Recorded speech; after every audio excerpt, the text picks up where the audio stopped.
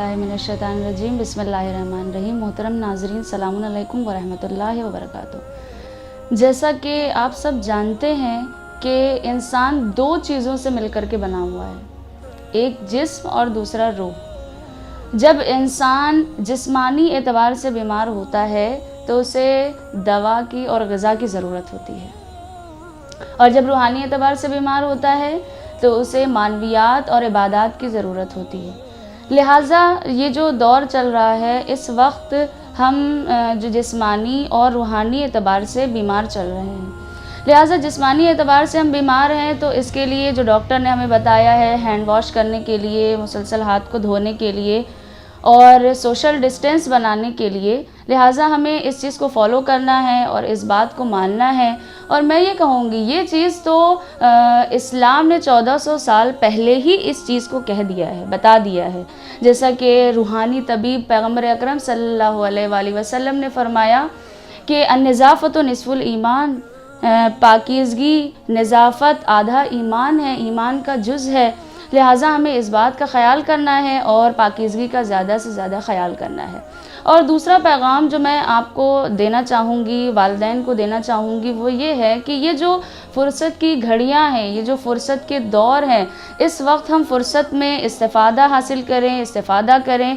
और इस वक्त जो हमारे यहाँ बच्चों के अंदर जो कमियाँ हैं, वालिदैन अपने बच्चों की कमियों को दूर करें। अगर वज़ू सही से बच्चों को नहीं आता है तो वज़ू सिखाएं उनको कि हाँ, वज़ू किस तरीक़े से होता है। और अगर कुरान नहीं पढ़ना आता है तो कुरान पढ़ना सिखाएं। नमाज में अगर कमी है तो नमाज़ पढ़ना सिखाएं। और इस तरीके से जो जो बच्चों के अंदर कमियां हैं, उस कमी को पुर करें, उस कमियों को सही करें। लिहाजा अपने बच्चों के वक्त को ज़ाया ना करें कि वो दिन भर मोबाइल में लगे रहें, दिन भर लैपटॉप में लगे रहें, दिन भर वो टीवी में लगे रहें। लिहाजा इस वक्त जो फ़ुर्सत के लम्हात हमें मिले हुए हैं, उन फ़ुर्सत के लम्हात में हम इस्तिफ़ादा हासिल करें। लिहाजा जो वालिदैन हैं वो अपने साथ साथ बच्चों का ख़याल करें। जो लोग नमाज शब के बारे में पूछते थे कि नमाज शब जिनको पढ़ना नहीं आता था, वो इस वक्त नमाज शब की प्रैक्टिस कर लें, नमाज शब पढ़ें, ज़ियारत आशूरा पढ़ें, जितना हो सके ज़ियारत आशूरा पढ़ें।